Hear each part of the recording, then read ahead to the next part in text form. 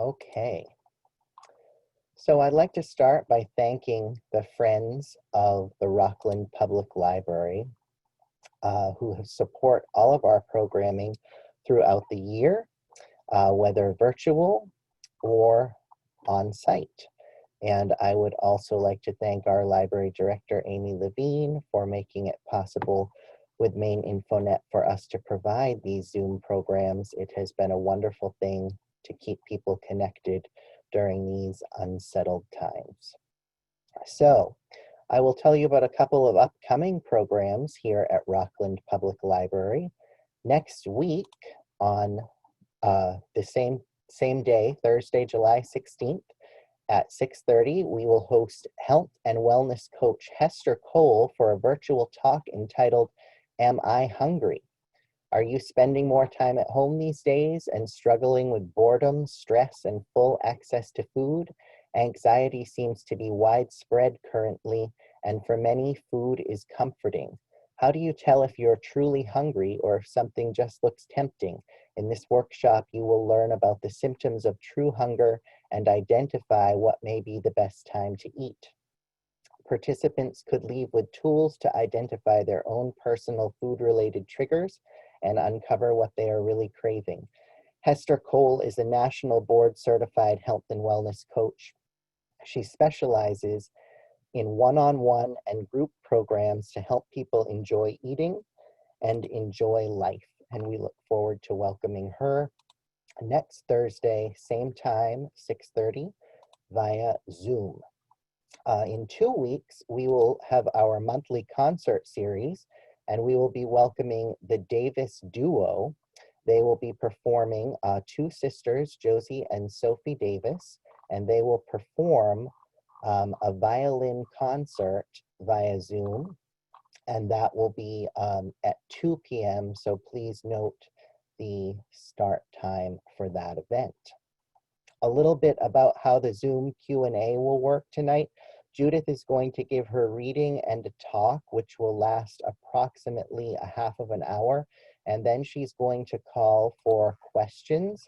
I encourage you to type your question into the chat box. If you're afraid you'll forget it, that's okay. Start typing it, and it will remain there, and I'm going to monitor the questions for Judith.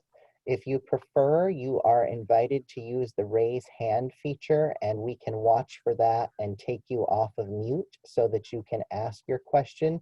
Please know that if you choose that option, you will show up on the screen unless you have your video settings off. So feel free to use the chat box or the raise hand feature, and please be patient with us. We will try to get to all of the questions. Without further ado, I have the privilege of introducing Judith Carpenter, and she is giving an author talk on her book, The Uninvited Goddess, Awakening to a New Era. These are Judith's personal stories of struggle and awakening, which she wrote as an invitation and encouragement for readers to consider their own. Judith has stated that she felt called to write the book through a dream, and she was driven to complete it not knowing how relevant it might prove to be.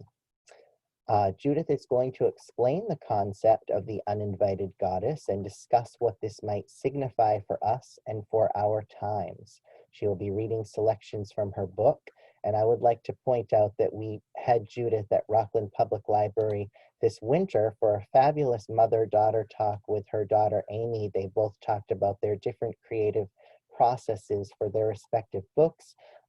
We had the unfortunate timing of freezing rain, but it was a fantastic evening, well spent. I will also mention that Judith is an Episcopal priest and a resident of beautiful Rockland, and she unfortunately can't sell books as we would have at the on-site event, but she'll tell you how to go about purchasing her fantastic book.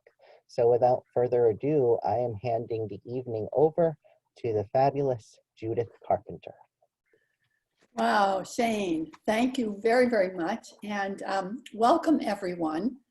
Some old friends and family from around the country I know are out there, and some potential new friends who've come to hear about the Uninvited Goddess, Awakening to a New Era.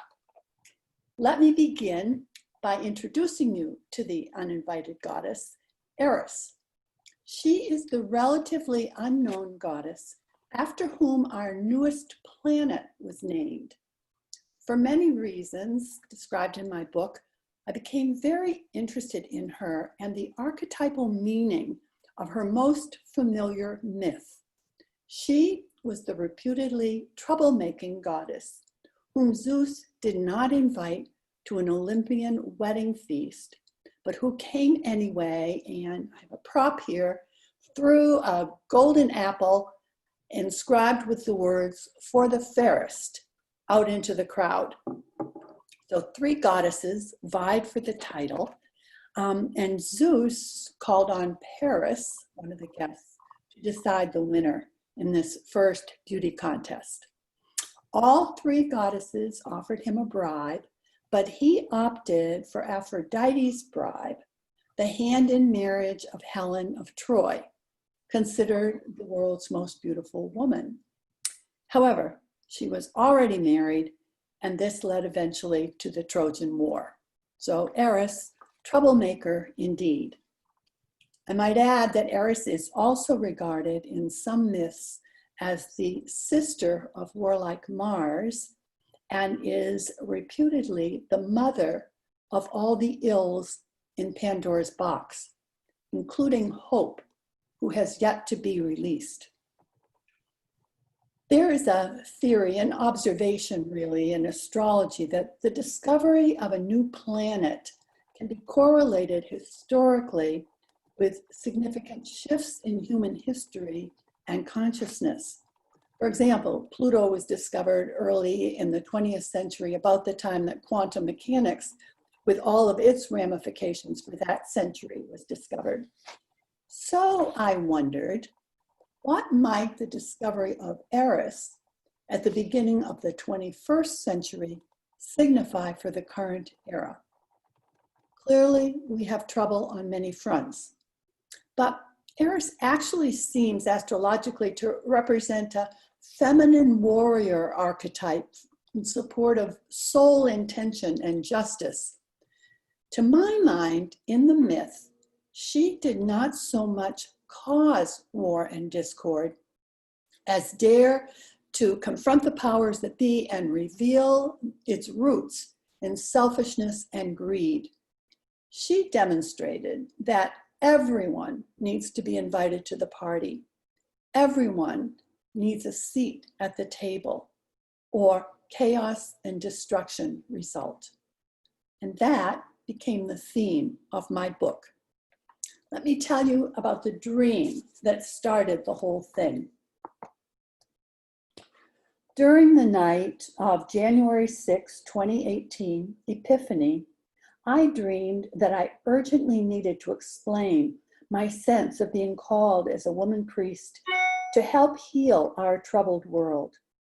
My lengthy response in the dream was so passionate that it woke me up and left me afire with the conviction that I had to pay attention.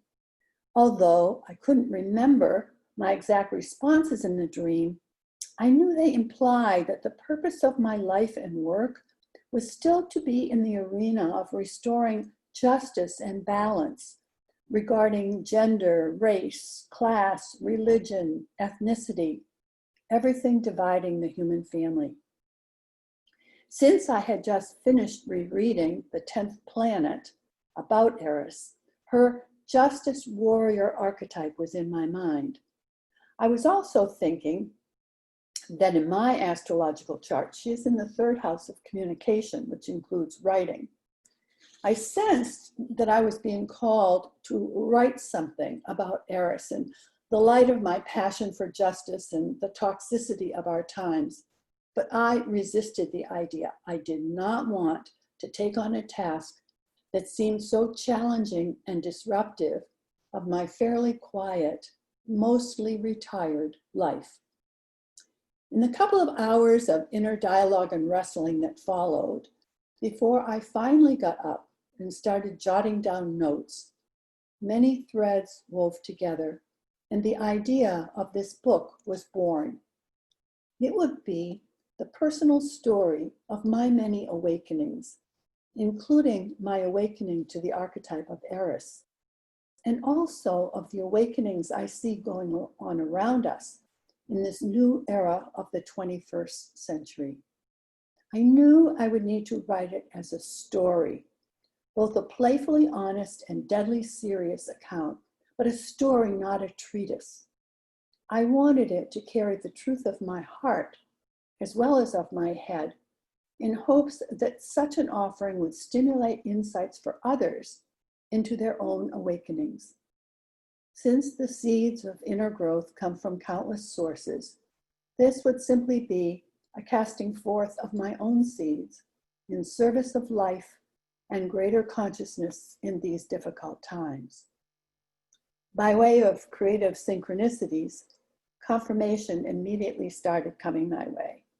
In the next morning's email of Richard Rohr's reflections for the day, I read about the importance for each of us to bear witness to our own truth, our own story.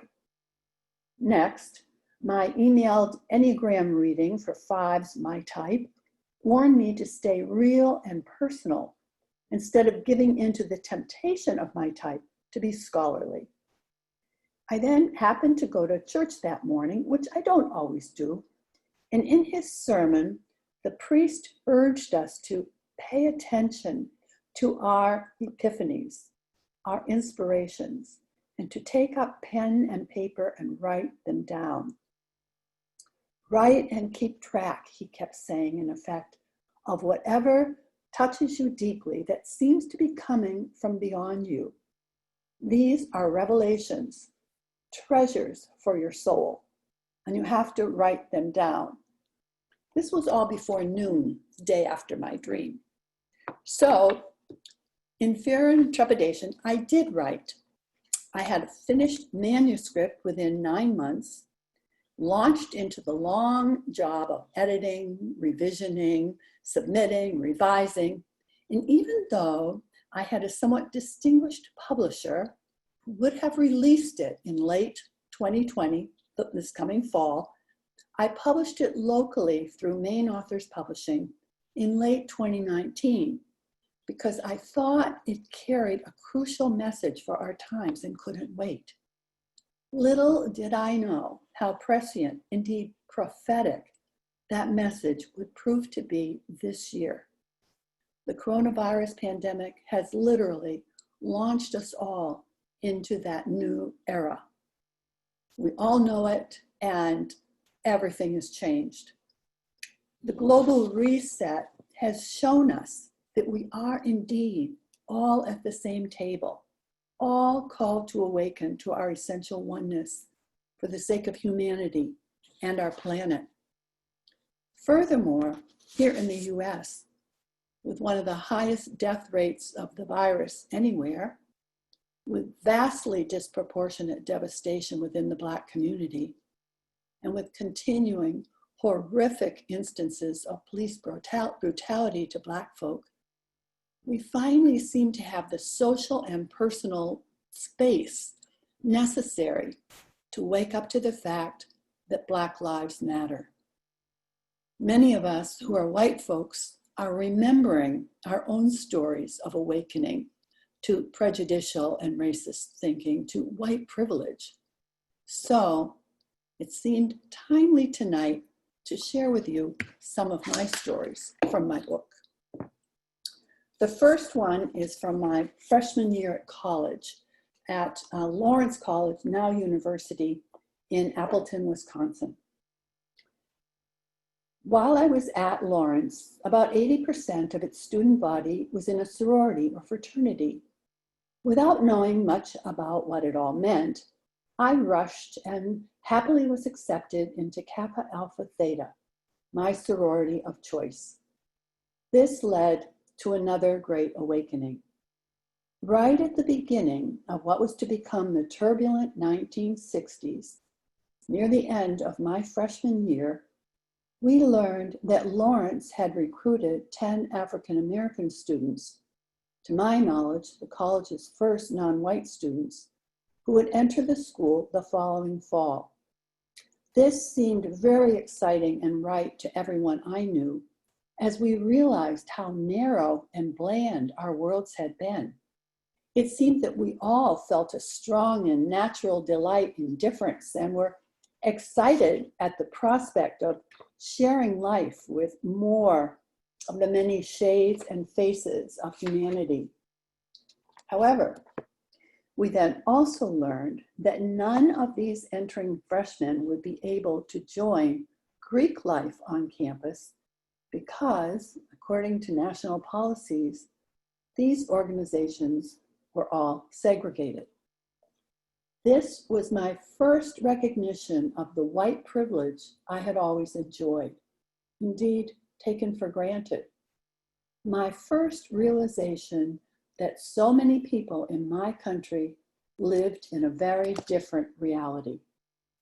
Most of my friends were horrified too, but we quickly found ourselves helpless to change national policies at the local level. Several of us in my sorority wrote letters to our national organization, but to no avail. There's more to that story, but I'll move on. About 10 years later, the early 70s, my husband and I wanted more children than our daughter and son, Amy and Josh, but were committed to zero population growth because of pending global food shortages. That was one of the hot issues of the time, and we all know how that one's turned out. So we explored adopting a hard-to-place child. And after a long process of discernment, finally, for many reasons, requested a mixed race, half-Black baby.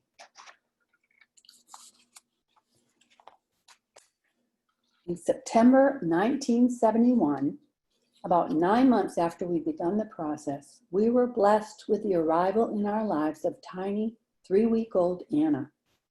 It was love at first sight for Jack and me, as well as for little Amy and Josh. Our hearts went out to Anna's uniquely adorable and vulnerable little self. We were also moved by compassion for the primal grief, the loss of her birth mother, that she would forever carry no matter what we did. Serendipitously, miraculously even, that month, a 19-year-old Black man, A.G. Albert George Miller, of Columbia, Missouri, came to live with us for a weekend, but ended up staying for the whole school year. He was going to college locally and working with the fledgling Urban Young Life Club in Stamford, Connecticut. However, the planned student-staffed housing didn't come together until the following summer. So AG became a friendly bridge builder with all our neighbors, preparing them and us to welcome our new baby. AG also became and has remained a real part of our family, and we of his. He's Anna's godfather and the godfather of our second adopted child. Both children had been born to white mothers and Black fathers, so I could assuage my sense of inadequacy with the thought that their birth mothers would have faced the same shortcomings I did. Most importantly, though, A.G., along with one of his closest friends, also in Stamford, preparing for youth ministry, began revealing to Jack and me our layers and layers of unconscious racism. They questioned, challenged, and confronted us, as well as the white and privileged hosts of A.G.'s friend, time and again for hours on end, about our beliefs and assumptions, particularly the unconscious assumption by whites at all levels that we know what's best for Black people. They also took issue with Young Life's focus on white suburban high schools, and with the biases and blindness that revealed. I can still see them standing before us in our living room, two big, beautiful, and passionate young Black men gesticulating with clenched fists as they struggled to articulate the realities, the frustrations, as well as the blessings of their lived experience. Jack and I sat and listened as best we could, the humble, grateful, but fairly overwhelmed recipients of so much we did not know and had not seen. I remember asking lots of questions and trying hard to remember names and grasp the stories about their rich roots in the South and about growing up poor and Black in inner city Columbia. These guys shared countless frightening, heartbreaking, and enraging experiences of prejudice and injustice. We also learned about the books they were studying by writers like Malcolm X and James Baldwin, books which Jack and I soon began reading for ourselves. In retrospect, these passionate young Black men were maturing into their own clarity and vision about race and calling, in part through their honest interactions with us and our white naivete. On our end, we knew it was all a gift, even as it was happening. But oh my, it was not easy to be so stretched while we were simultaneously trying to parent our 2 young children, our brand new baby, and to some extent, this young college kid who was living away from home for the first time, and all with just 1 bathroom in the house. So I'll stop that story there, but I think A.G. and his wife Brenda might be in the audience tonight. I don't know if they're there. Can you see, Shane, if anybody is waving their hands? Okay, let's take a look and see if I can. If he is, I'm sure we'll hear from him later. If AG is here and wants to use the raise hand feature, please feel free, and we can check again during the Q&A. Okay. Well, I'll go on then. Many more stories on this subject and others follow in my book, but I would like to note that I'm perhaps most excited about the final chapter on the growing understanding that our thoughts affect reality. We are hearing so much currently about the power of the imagination, the importance of dreaming the kind of world we want to inhabit, kind of people we want to become.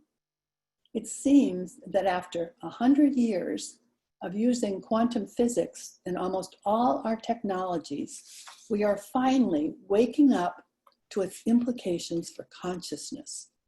This is a really new awareness, but so encouraging, so hopeful, because it is an alternative vision to the negative, oppositional, consumeristic, individualistic, me forces trying to hook us on every front. Here is a bit from that chapter. If we are indeed in a new era and called to dream a new world of justice and peace, a world in which everyone, 100% of us, not just 99% or fewer, has a place at the table, we will need the full participation of people who have been impoverished, displaced, or discriminated against. People who have been relegated to the margins for one reason or another. They see things the more privileged among us cannot see, so they have much to teach us. We will also need those of us who have been blinded by privilege to pay attention to the rest. In other words, we will need every bit of creative imagination and mutual cooperation, humanly and quantumly possible. If we are to make healthy changes in our systems, we will need to choose thoughtful, listening leaders who offer constructive plans instead of empty platitudes, and who inspire hope instead of feeding fear. If we are to become warriors for the human spirit, we will need to find and celebrate heroines, heroes, and common folk who are nonviolent and peaceful warriors, champions of the underdog and teachers of compassion and cooperation. Our times require a deepening and maturing of consciousness. Only a contemplative spirituality, an expression of quantum consciousness, can transform and unify us as one body here on our troubled planet. Doesn't really matter what first draws us to such practices as meditation, prayer, reflection, service, or the cultivation of compassion. Nor does it matter what form best suits us. Contemplative spirituality in any tradition always comes to and confirms the same truth. We are all one. In the words of the Dalai Lama, all people same. We all must be included at the table because we are all inextricably linked with the fate of one another and of the earth. I really, in that chapter, go into what quantum consciousness, why that expression and what it means, but that's just kind of a summary from near the end. But as I think about how to make these thoughts concretely applicable, I would say in closing, center down, pose your deep questions about what's going on and what's being asked of you to your higher power, to God, to the universe, and ask for guidance. Then listen carefully. Trust your intuition and the hints, even dreams, that seem to come your way. I believe we are all in a deeply transformative passage here, one that's just beginning and will go on for a long, long time. But the fate of our species and the planet is at stake. So I offer my book for our times, and I pray that it will help us to wake up, do some deep visioning and warrior justice work, and perhaps even succeed in releasing Eris's daughter Hope from Pandora's box. Thank you. So we're going to switch to Q&A, but maybe I'll just say where people can get the book right off the bat. I have a website, judithcarpenter.com, just my name.com. You can order it there. Or it's available on Amazon as a paperback or an ebook. And I think soon, maybe within a month or two, it'll be out as an audiobook. I'm reading it now, getting it ready. I've done it once before, we're doing a repeat. So, questions and answers. Well, questions, we'll see if we can get answers. Okay, if you want to type your questions into the chat box to Judith, I am monitoring right now and would love to get started with the Q&A portion.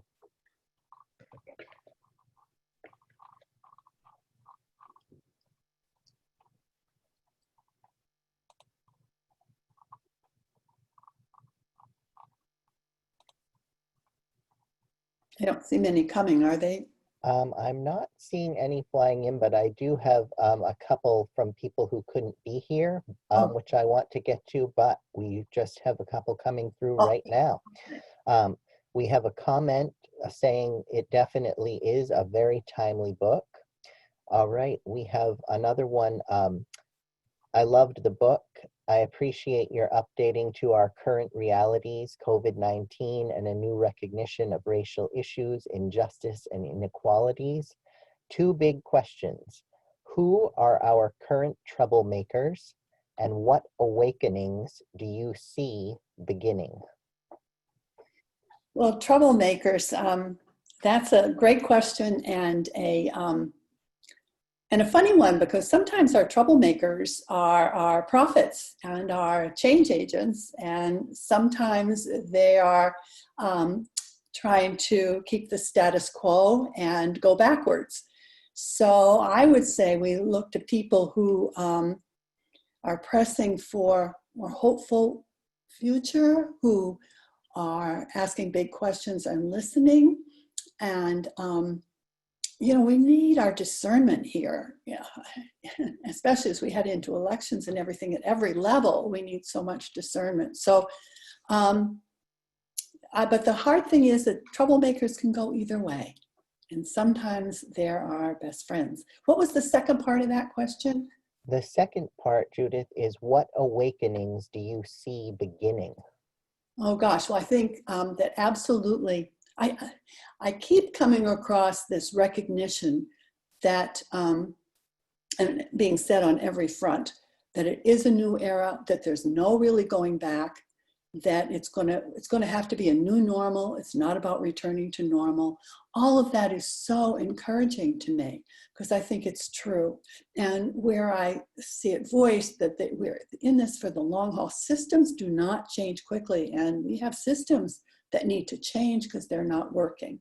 So that's encouraging to me. And then I see this business about, when I wrote the chapter on quantum consciousness, I've been reading about that for a long time, but I mean, I'm not a scientist. I was a little leery about putting it in, but it seems so right to talk about awakening to our greater oneness and dreaming the kind of world we want to have. And that's what quantum consciousness says. That is the level at which, the energetic level is the level at which we really live and where things work.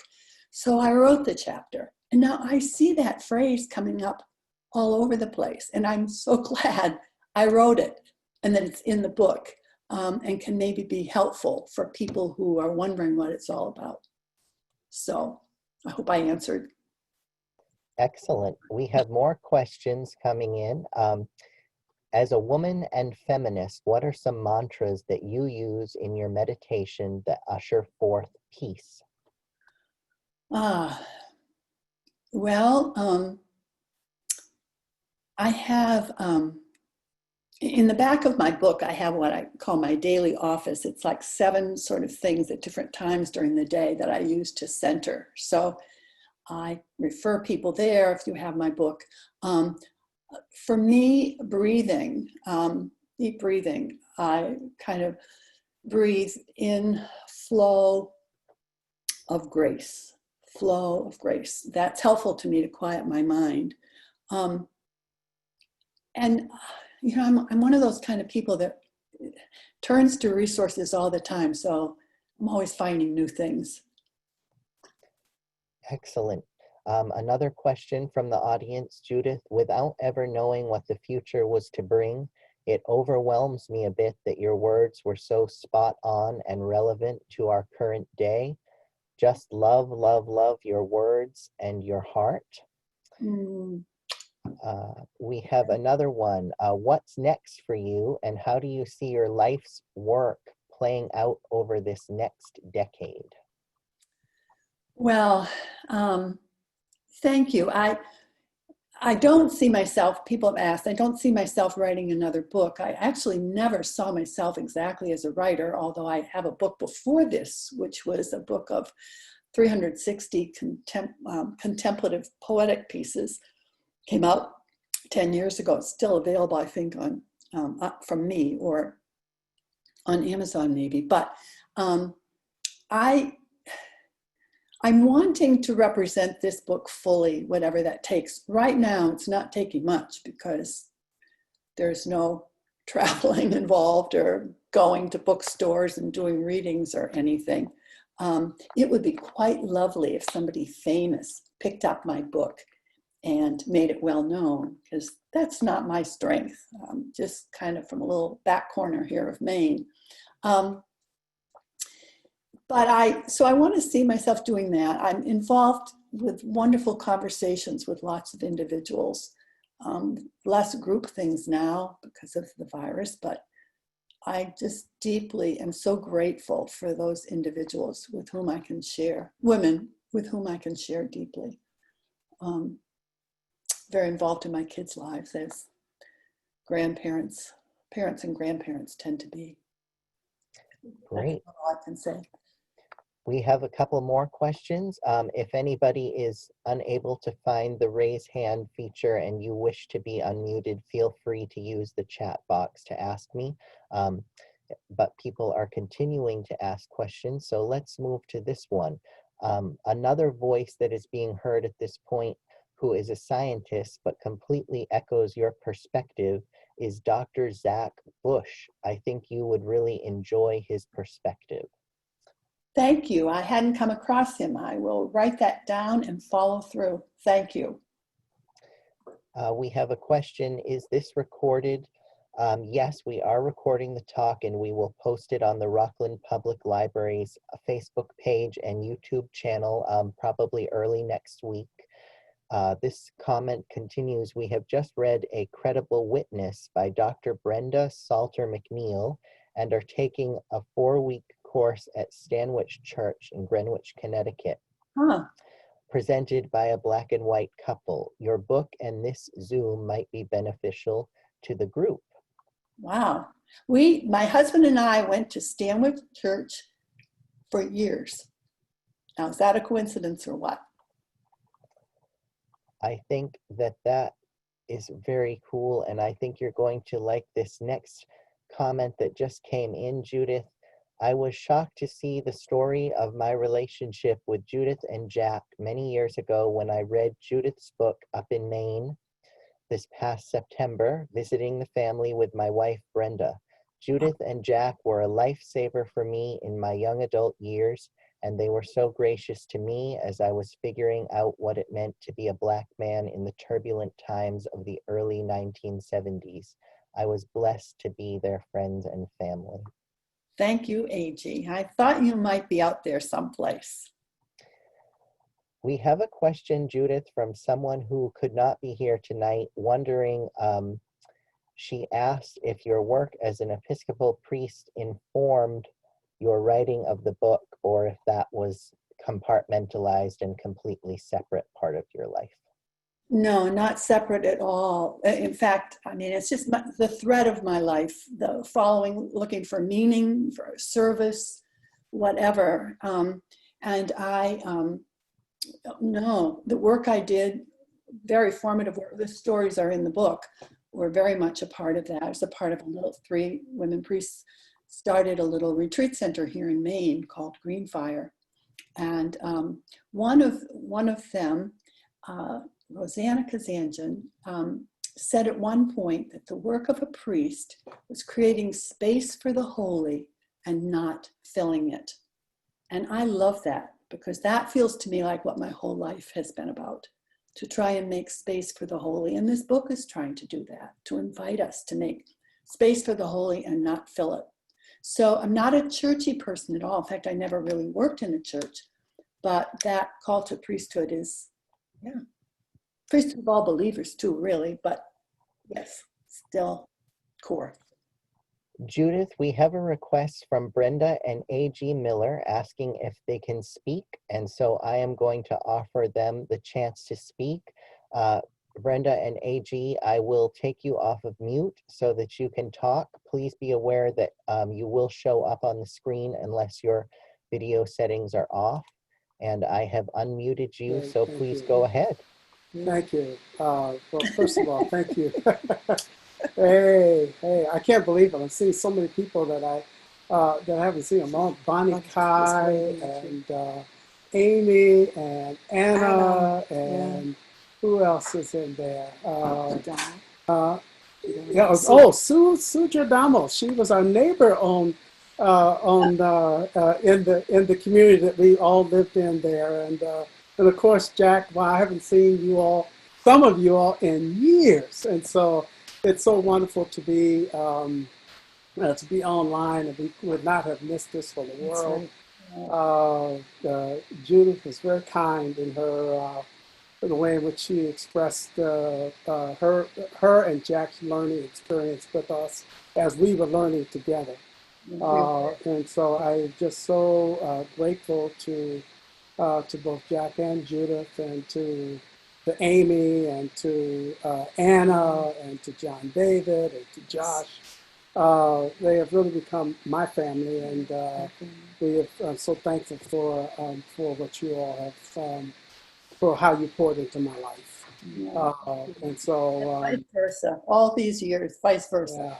So thank you, and thank you for writing this book. I think it's been I've kind of watched you emerge as a thought leader, as an intellectual, as a theologian, coming out of with Bob and Bonnie Kai, and kind of that whole community there, and to kind of emerge into this kind of broad thinking feminist intellectual, and so I'm so excited to see Thank this you. book come to fruition. So I'll stop there because I could go on forever. Thank you. So Thank you for pursuing getting on tonight. Thank you so much, Brenda and AG, for your comments. And Judith, we have another question now from somebody who couldn't be here tonight, wanting to know if you could tell of a couple of your most inspiring or inspirational female writers. Oh my gosh. My mind is kind of going blank. There's so many I think of, and I list so many in my books. Okay, right away comes to my mind Sherry Mitchell, who's a Native American woman from up here on the Penobscot, Wampanoag tribe. And her book is Sacred Instructions, Wisdom from the Indigenous People. I'm not sure of the subtitle. Her work is awe-inspiring, and what she has is so important, and we need to listen to the voices of Indigenous people. She's been kind of commissioned by Indigenous people around the world to present this wisdom. So Sacred Instructions. Of course, the minute I get off of here, I'll think about 100 books. I quoted a lot Margaret Wheatley's book, Who Do We Choose to Be? Who do you choose to be?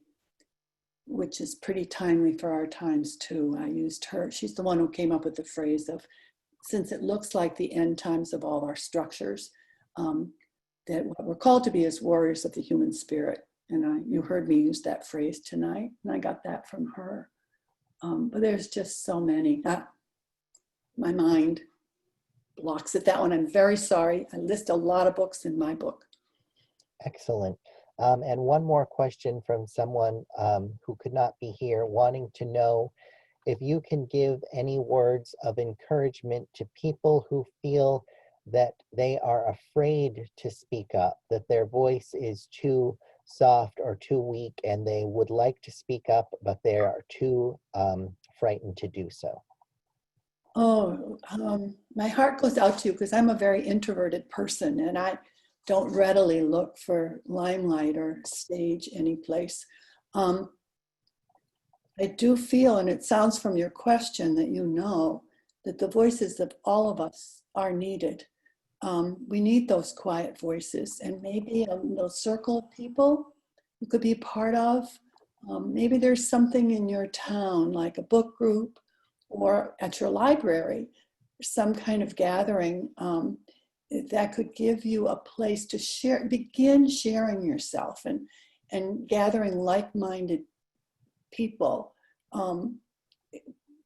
We women, the world so needs our voices. That's a huge theme in my book, because it was a huge theme for me to dare to do it, to become a priest. Oh my gosh, to dare to do anything really. It's a huge story. So maybe if you haven't read the book, that might be helpful. Excellent. Do you see, say that much, blessings on your journey. There is a comment that has come through saying that she was so blessed to be a neighbor of you and Jack. And can you see that? I'm not seeing it. I wonder if it's Susan. I think it's fine to say that it is, because she has written it to everyone in the chat. So no, and AG and Brenda recognized her right away. So yeah. Excellent. Thanks, Susan. Do we have any other questions for Judith Carpenter after this fantastic talk that she has given us about her book, The Uninvited Goddess?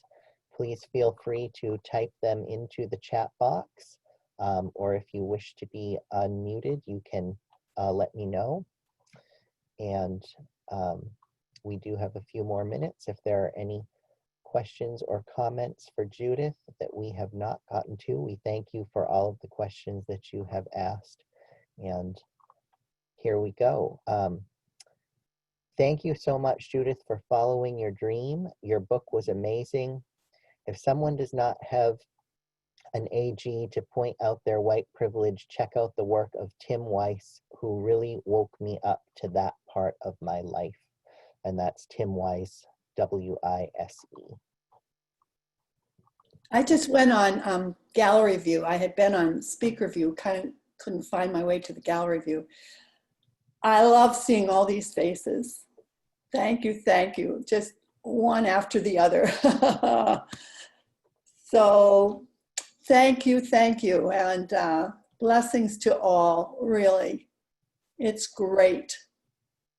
Well, we want to thank you on behalf of Rockland Public Library. We planned this talk with Judith a long time ago, and it was, of course, supposed to be an on-site talk.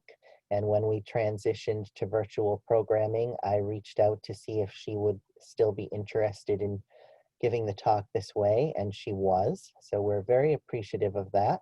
But before I give my closing comments, another comment, Judith, sending you love and hugs from Connecticut. We love and miss you and your hubby. Thank you for this evening. Our prayer group has enjoyed so much of this new book of yours. Thank you. If it hadn't been that we were on Zoom, this would be maybe a gathering of 10 or 15 people in the library basement. So this is quite different. We have another one that just came through, an absolute blessing to be raised by such an amazing woman and mother, from Anna Carpenter. Wonderful comment. So this has been just a wonderful evening with Judith Carpenter. Our second time hosting her this year at Rockland Public Library. For those of you who missed my first comments, we had her in the winter with her daughter Amy. They did a mother-daughter talk talking about their different creative processes. It was fantastic. We had a little bit of trouble with the weather, so we might have to have them back to do that talk again sometime in the future. We have another comment, Judith, love from Colorado as well, going off camping in the mountains, and will take your message with me.